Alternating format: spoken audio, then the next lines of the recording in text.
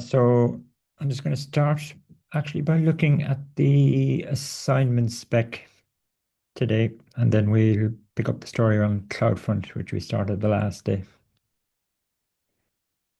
So at this stage, everybody has read the spec. So I won't go down through it in detail. I'll just skim down through it, and if there are any questions that you have, then you can ask me them as we work or as I work my way through it, or at the end, I'll give you an opportunity as well. So the overall idea is to essentially use all the services that we've used so far and the CDK framework, which really means that I want you to develop what I'm calling a serverless web API, which is really what we've been talking about all along for the past number of weeks. It's my deadline. I'm going to stick fairly tightly to that deadline unless there are kind of exceptional circumstances to move on from it, but it's about 45%, so it's worth a lot really. The deliverables are the same as for the module that I taught you last year or last semester, so I don't need to go over those really. Although in addition, where do I say it? Do I say it? Oh yeah.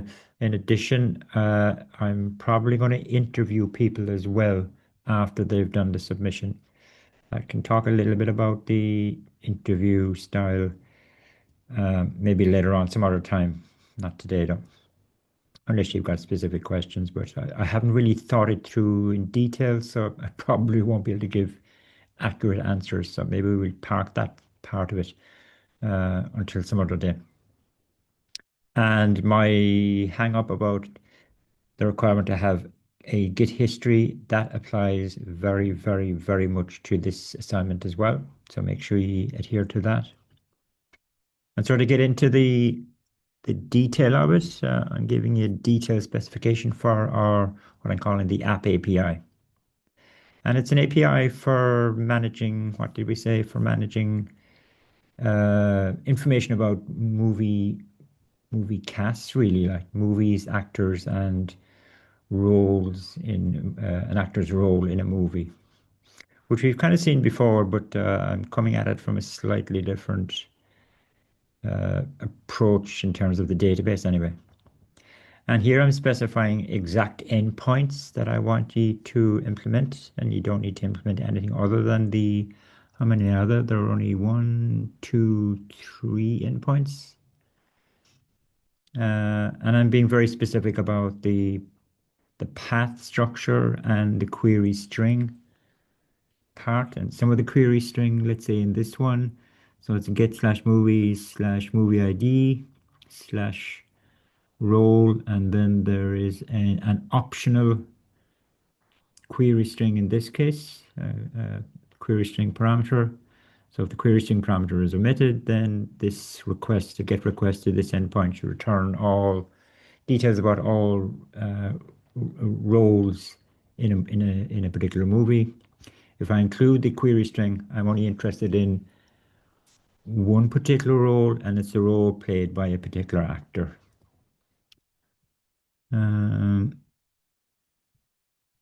Okay, the second endpoint, it's a /movies, sorry, /actor ID. Then we have a movie ID. All right, we have a movie optional query string parameter, and also a language query string optional parameter. And in this case, it's going to return information about the actor. It's going to return their biography. It'll either return it in the form that it's stored in the database, and we're going to assume that everything is stored in any text kind of fields are going to be stored in English. I'm not sure if I mentioned that explicitly or not, but let's assume that.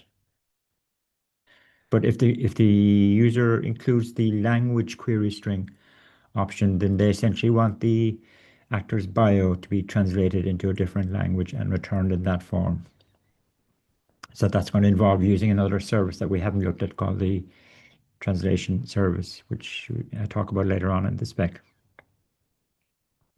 If the second query string option is included, the movie ID, then when you combine the movie ID and the actor ID, what we're actually looking for is information.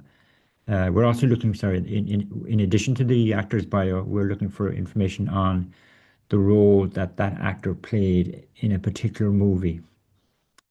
And optionally, we want that role description also translated if the language query string parameter is included.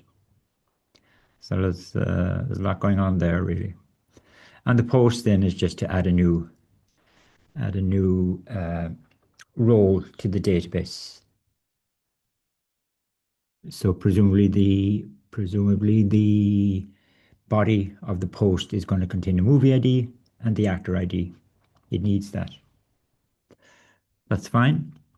From an authentication point of view, we're actually going to use API keys.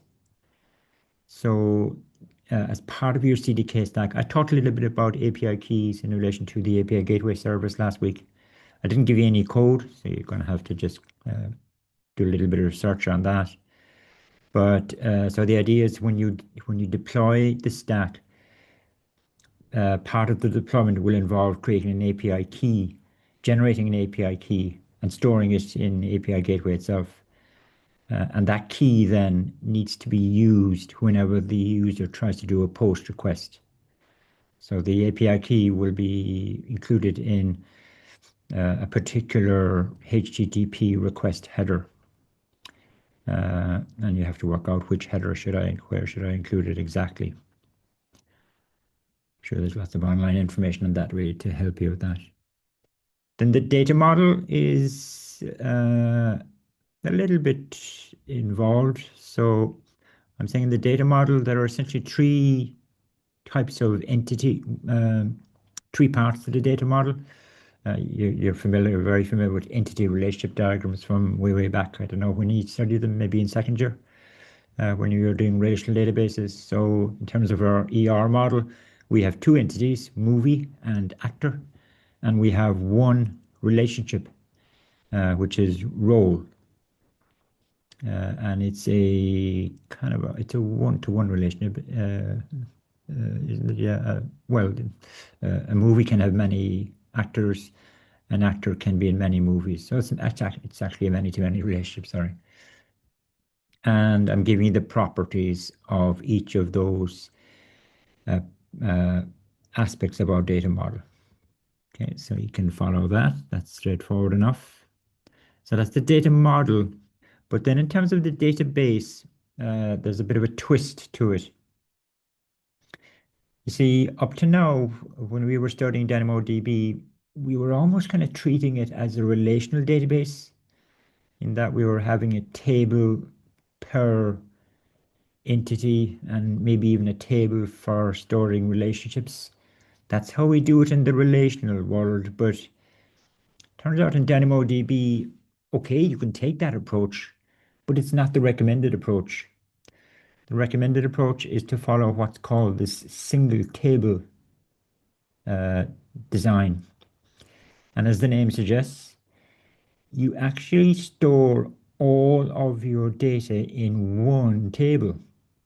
So in our case, we're going to have one table, and some items in that table will be items representing roles. Other items in the table will represent actors, and other items in the table will represent movies. And because DynamoDB is schemaless, that's fine. We can store different types of data in a single table. Now, there does need to be some way, though. There needs to be a way for us to distinguish between an item that represents a movie versus an item that represents an actor versus an item that represents a role. Our application has to be able to distinguish between them. Otherwise, we don't know what we're reading and writing. We're reading from the table, and the way we distinguish them is is controlled by how we actually set up the primary key in our table.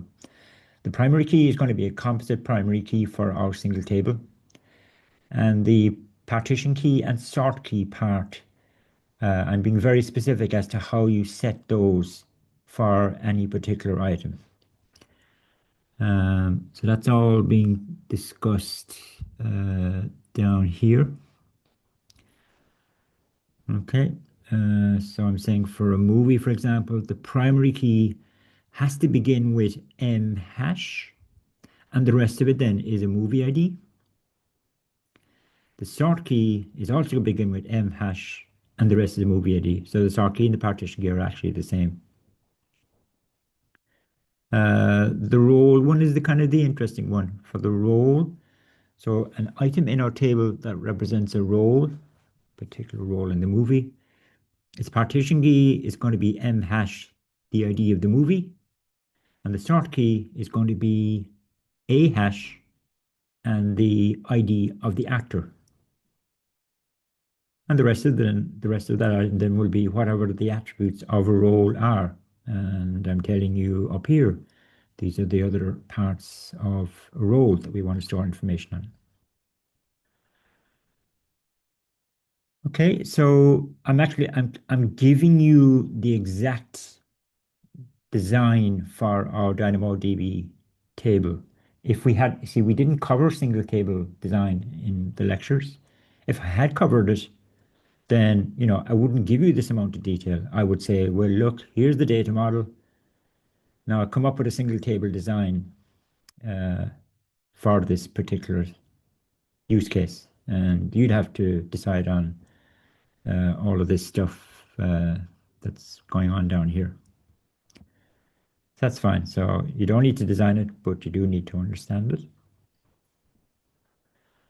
And then I'm giving you some samples of items so that hopefully you get you're clear on how all of this is actually going to look in your database. So, any questions so far? No. Okay. So one of the endpoints involves translating text from English to another language. And so there is a service that will do that for us. This is a service. So you need to do a little bit of reading up on that. And I do have a link here to a video. It's about a 20-minute video, I think maybe. Now, unfortunately, the person is not using the CDK framework. They're using a framework called, I think it's actually just called the serverless framework. So, you certainly should just listen to the entire video. It's not that long, maybe half an hour at maximum. But he does include Lambda code, and that Lambda code that he uses will be very useful to you. And there are other parts of the video that will be useful as well, even though he's not using the CDK framework, but you will be able to get some information on it that will help you fully set this whole thing up. Do I have a link to something else as well? I thought I did. Oh yeah. Like anytime you want to, when a Lambda needs to talk to some other service, like the DynamoDB service or the S3 service, or in this case, the Amazon Translate service, then you use the SDK that the Amazon have created for us for that service. So there is an SDK for the Translate service that we use. The only SDK that we've used so far is the DynamoDB SDK. And if I just jump over to VS Code, uh,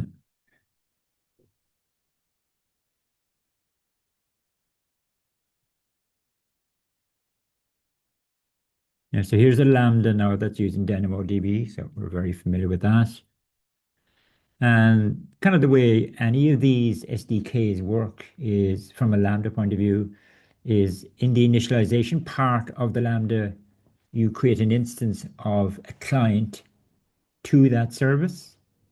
So here we create an instance of a DynamoDB client. Now, in the case of DynamoDB, it's a little bit more involved. If you remember, we have to create an instance of the low-level client and then wrap that in a high-level client.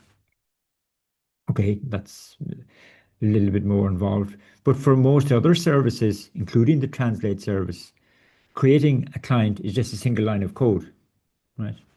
It's just a new statement, a bit like, a bit like what? Let's see. A bit like this here, just a single line. And for most of the clients, you do just need to specify what region are you using the client in. But it's as simple as that. And in the case of the Translate service, it's a one-liner as well. And then once you have the client, what you do, the client actually only has one method that we ever use, which is the send method. And we saw lots of that, where we go, where is it here? Boom, boom.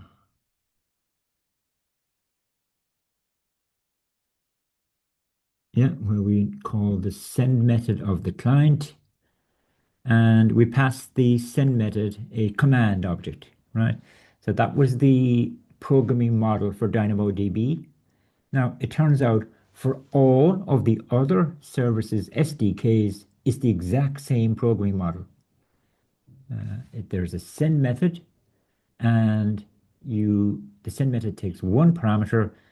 It's a command object. Now, the command objects obviously differ from service to service, but the programming style is the exact same. So in the case of DynamoDB, we have the query command, we have the get command, and if you wanted to find out what other commands are there, okay, sure, you can look up the online documentation, you can do some Googling, but even here, like within VS Code, if I go command, I get some nice IntelliSense help. Do I command? Let's see, is it helping me? Not really. Let's see.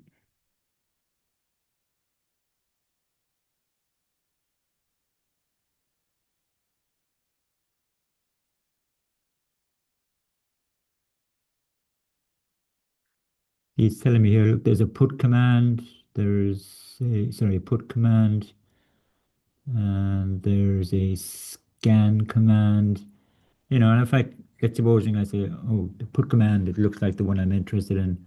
So, okay, I'll import that. A command takes, all of the commands take one argument, if you remember. So how do I find out and the argument is an object of a certain structure. How do I find out what the structure of that object is? Again, you can do Googling online, or you could actually use the inbuilt documentation that comes with the SDK. So what I mean by that is, if I mouse over this,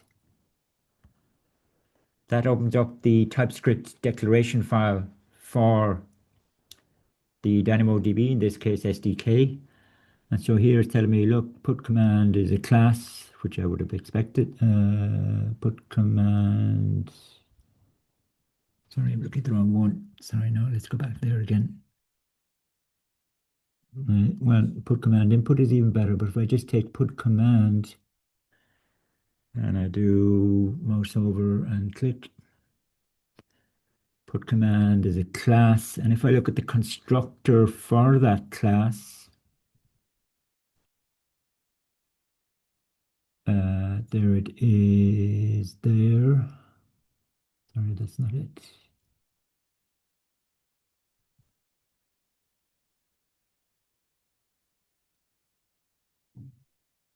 Is there a constructor?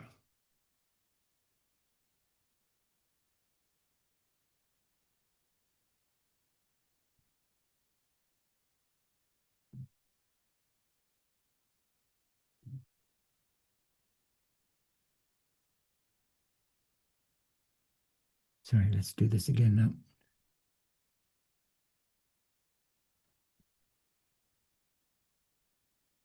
Close that off and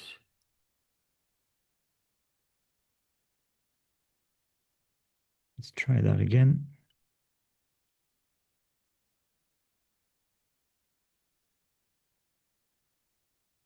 So there's a put command. It's a class and it extends that. That's fine.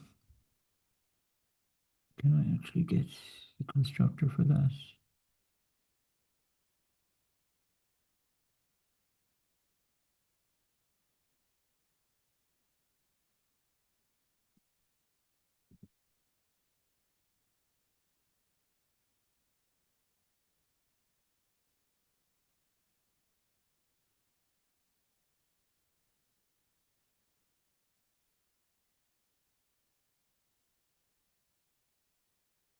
Mm, Likely unusual. Let's see.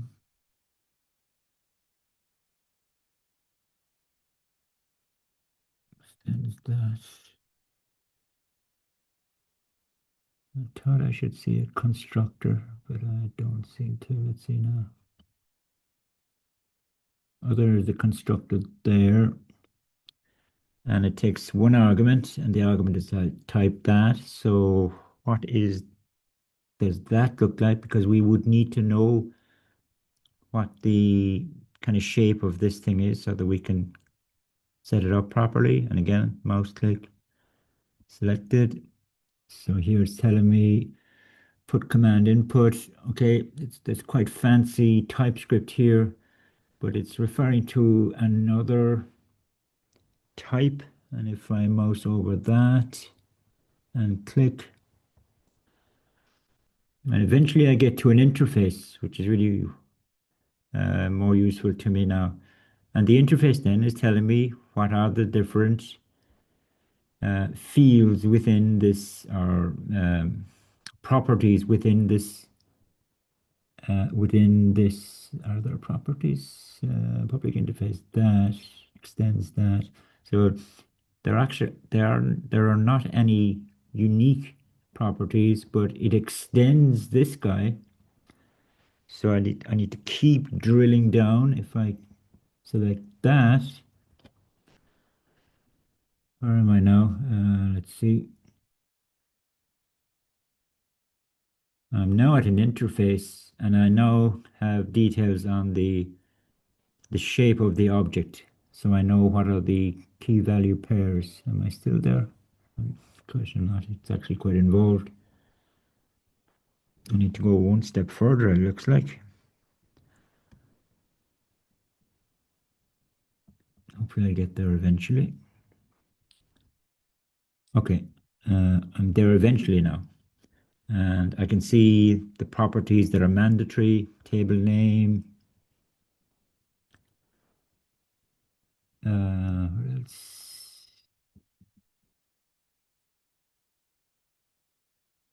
Item, which is mandatory. That would make sense. For the put command, we need to specify the table name. We need to specify the details of the item. And there are some optional properties as well. So what I'm trying to get at really is you can find out, in the case of the translate service, you can find out what are the different commands and what are and there's only going to be one or two that you will actually need to use for the assignment. And once you know what the command object is, you need to find out how do I create an instance of that command. In other words, what is the shape of the parameter that I pass to it? And I've sort of poked around how we how you might do that within VS Code, which may be a route that you might use, or you can just use plain old Google and see how you get on. So there's a bit of research involved anyway, is the upshot of it all, in order to use Translate. And finally, I provide a grading spectrum. And most of the grading spectrum, I hope, is self-explanatory. So this is what you need to do to get between 40 and 50, 50 to 60. You need to bring in the API key stuff and have your post as well as your two gets working. Have some database seeding here for 60 to 70. Now, we don't know how to do this yet. You might remember I finished up last week looking at the CloudFront service. So I need to finish that, and that will probably take me the rest of this week, really, not today, but on Thursday. So you will know then how to meet this requirement. In Thursday's lecture, I give you quite a lot of code actually. You won't have a lab that works through it, but I'll give you a link to a GitHub repo of my own, and you can literally take that and reuse it. Okay, so you need to essentially, what you will be doing is just setting up a very primitive React app that will be talking to your serverless web API. Now, this module isn't about React, but you've done a lot of it, so you just need to hack up, and I do mean hack up a very, very simple React app that you can use to talk to your serverless web API. But what we also want to do actually is to deploy that React app to the cloud as well as the web API, and do it all through the CDK framework. But we need to look at CloudFront in order to be able to achieve that requirement. And the 70 to 80 involves using the translation service. And this custom domain, that's also part of this full stack stuff. So you won't know how to do this either until I finish the CloudFront material. And the last thing is up in this part of the grading spectrum, something called Lambda layers. What Lambda layers are, when we do a CDK deploy, we know that what happens behind the scenes is the CDK framework generates the CloudFormation template and it uploads that to the cloud. But it also does something with the lambdas. It takes your individual lambda functions. In our case, it compiles them into JavaScript. And then it packages each lambda and sends that lambda package individually up to the cloud. Okay. Now, a lambda package contains the JavaScript, in our case, the JavaScript code for our Lambda, and the contents of the node modules folder. Because our Lambdas are going to be using modules that we have installed from our package.json. And in our case, they're stored in the node modules folder. So that means that every Lambda that we send up to AWS contains its own private copy, if you like, of the node modules folder. And that's a bit inefficient because they're all using the same node modules content. So what you can do is you can get the CDK framework to package the node modules in one package, and then the individual Lambda packages just contain the JavaScript code. But when you upload it to the Lambda service, the Lambda package and the package that just contains the node modules, they're kind of linked to each other, so that the net effect is the same as if you weren't using separate packages for a separate package for the node modules. So this is referred to as Lambda layers, as in each Lambda is comprised of a number of layers of code. In our case, there are two layers. There's the layer that just contains our JavaScript code, and there's the layer that contains the Node modules code. So you have to, in the CDK stack, you kind of have to describe that. So there's a little bit more research involved in getting that working. First of all, you have to kind of clarify for yourself what are Lambda layers. You can read up a little bit on that. And then how do I actually do it when I'm using the CDK framework? Okay. Are there any questions at this stage about any part of the assignment?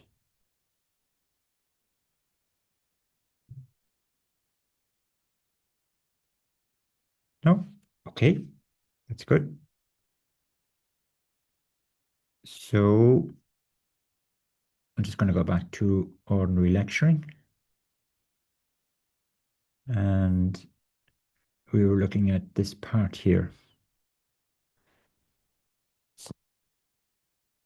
So I don't have a whole lot of time left now, but I'll do a little bit anyway.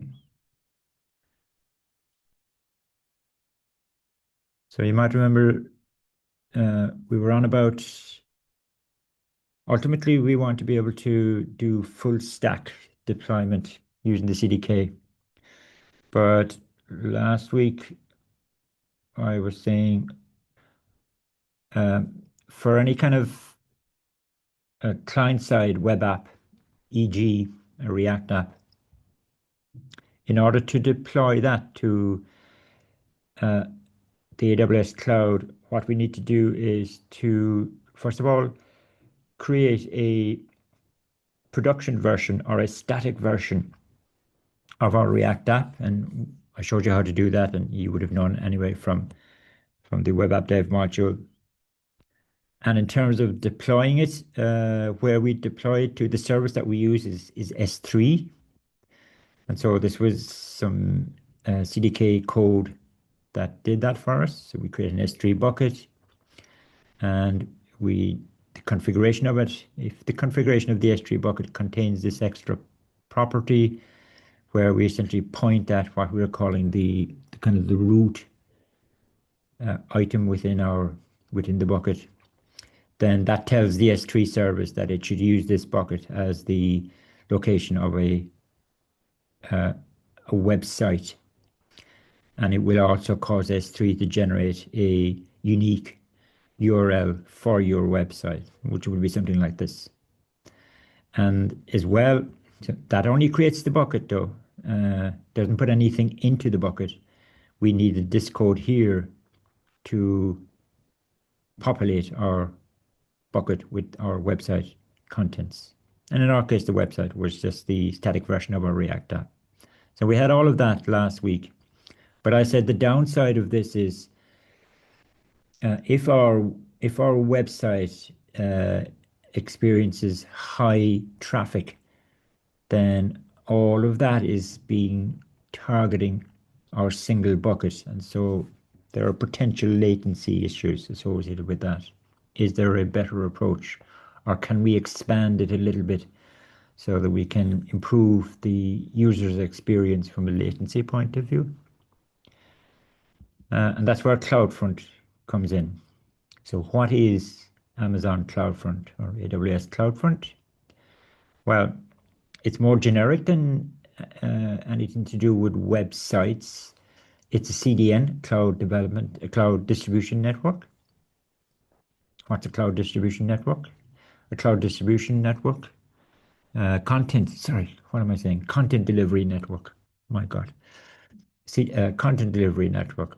What is a content delivery network? It's a network of servers that are globally distributed, and these servers, they cache content. Content could be anything. It could be pages of a website. It could be documents that you want to share across your user base. It could be videos that you want to make available to your users, anything at all, any type of content. Where again, the idea is that your user base are kind of scattered around the globe. And this network of servers, um, they cache the actual content. And the idea is that a user then would only communicate with the server that is geographically closest to them, rather than communicating with a single server that everybody communicates with. The servers have a number of names. They can be referred to as edge location servers or points of presence, or POPs as they're called.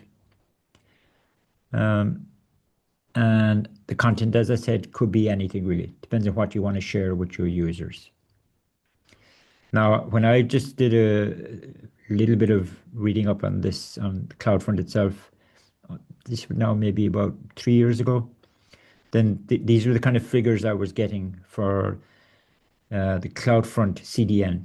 Okay, roughly this number of edge location servers scattered around the globe, and this 400 plus were distributed around 90 different cities and across 47 different regions. That number has increased now, if anything.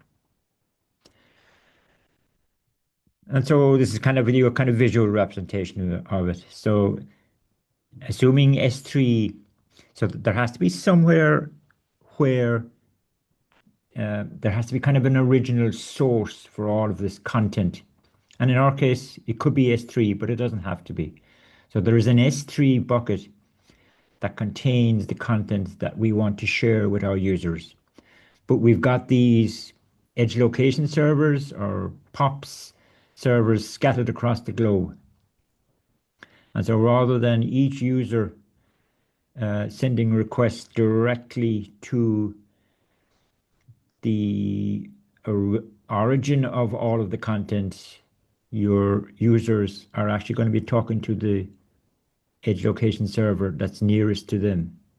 And it hopefully will have a cache of the content that the user is looking for. If it doesn't have it, of course, the edge location server is going to talk to, in our case, the S3 bucket.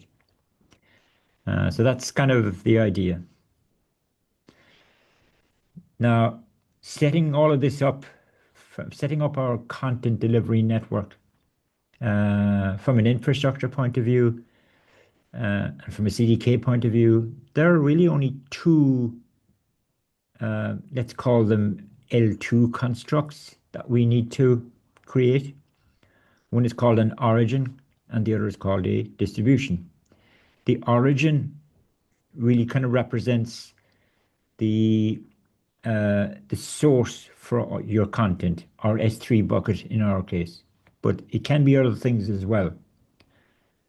The distribution L2 construct then is a more kind of abstract thing. It defines essentially kind of how the content delivery network should manage your content, right? In terms of caching and when should it flush items out of the cache, all of that kind of stuff. You configure this distribution construct to declare how the content delivery network should be configured and how it should manage your content, as I said.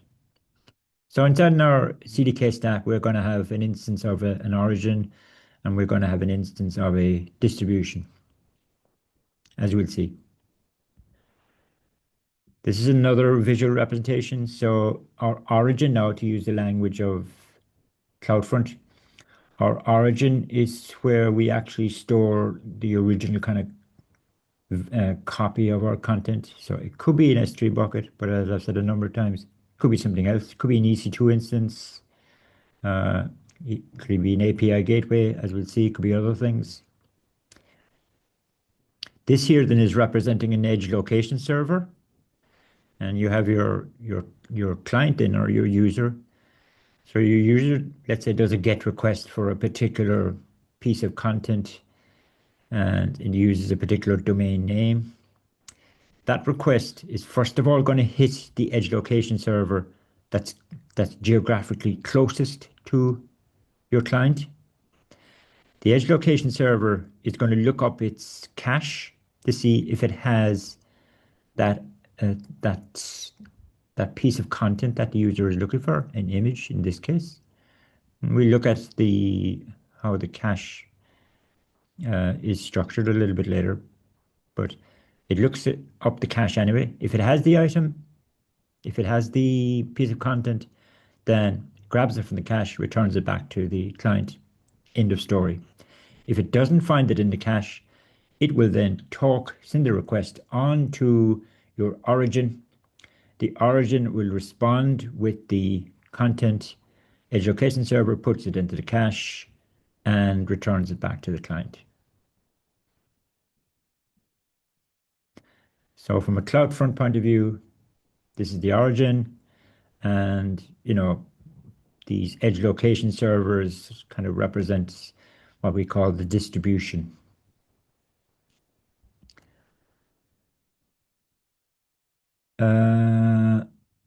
Okay, so a little bit more on the origin part.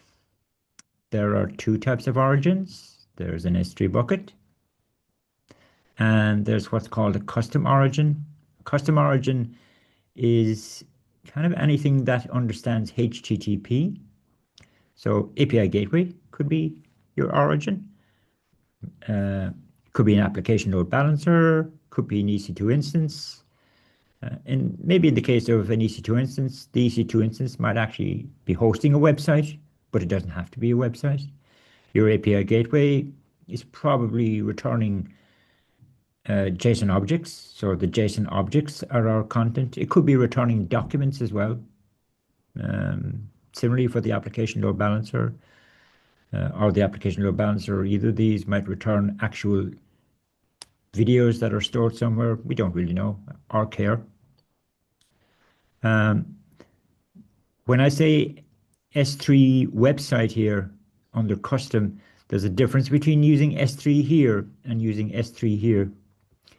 When I'm using S3 down here, S3 is configured as a website, as a web server, which we were talking about kind of earlier on in the lecture. So it's actually hosting a website. When I'm using S3 up here, it's just hosting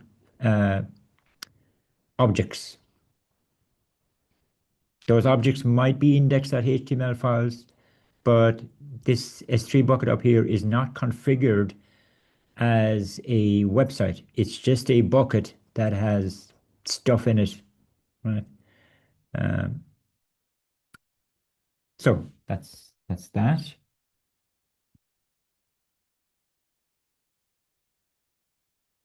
Okay, we didn't get very far actually. Just another image. Oh yeah, sorry, go back to here. When you're using an S3 bucket just as an ordinary bucket, then okay, it's an ordinary bucket, but you don't want anybody to be able to access that bucket, because really the bucket is part of our content delivery network. So the only thing that should be able to read from the bucket, definitely, and certainly write to the bucket, it should only be accessed by requests from your edge location servers. Yeah. So the way we do that is to create what's called a CloudFront Origin Access Control, very long-winded name, or OAC. Think of an OAC as a sort of a special type of IAM user, right? You could think of it like that, as a special IAM user, and that user then would have policies associated with it, which would allow it to do whatever we want it to allow it to do to the bucket, read and write. And then we attach that uh, origin access control. We kind of attach that to the bucket, and that kind of secures the bucket from access, secures it from being accessed by anything else other than this kind of special IAM user, if you like. And that's what I'm kind of describing here. So here's our S3 bucket, but it has this origin access control thingy, right? Um, let's call it a special kind of IAM user that is attached to the bucket, and whatever permissions it has is up to us. But by doing that, then, and also by disabling any kind of public access to that bucket, to this bucket, then that kind of secures the bucket from being accessed by anything other than your edge location servers. You don't have to worry too much about the detail of this. I mean, I'll just give you the CDK code to set all of this up, and you press the button and it sets it up properly for you. But just to have a slightly deeper understanding as to what's going on there. I was hoping to be able to do this today, but I don't think I'm going to get to do it. So I'm actually gonna stop a little bit early today now.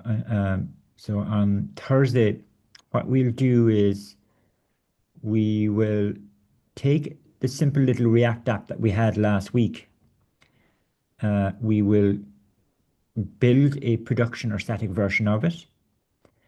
We'll store that in an ordinary S3 bucket, but we will then create a distribution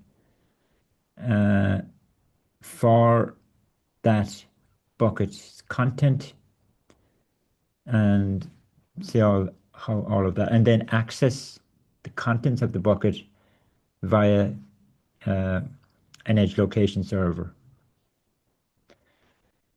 Okay, but we won't get to do that until next week, or until next Thursday. So I'm actually going to stop, as I said, a little bit early today for other reasons. I have to attend a meeting. So just in case there are any questions in relation to, again, in relation to the assignment, since you've had maybe a few more minutes to think about it, give you a chance to ask any question. Can you hear me, Dermot? I can, yeah. Uh, so so for the labs that are going to be coming up, we're going to also implement that into the CA as well, isn't it? The CloudFront stuff. Yeah, yeah, No, and all the what I'll feet. actually give you is I will give you the code, so you won't have to kind of step through a lab in order to create a CloudFront distribution. Oh, okay. Yeah, Yeah, and so I'll talk through the code on Thursday. It may actually yeah. overflow into next Tuesday as well, but I'll talk through the code, okay, and then I'll just give you a link to a GitHub repo, and you can clone it and poke around and reuse it as much as you want to. All right, yeah. Good. Thanks very much. Anybody else? No? Okay, that's fine. Thanks. Bye bye. Talk to you on Thursday.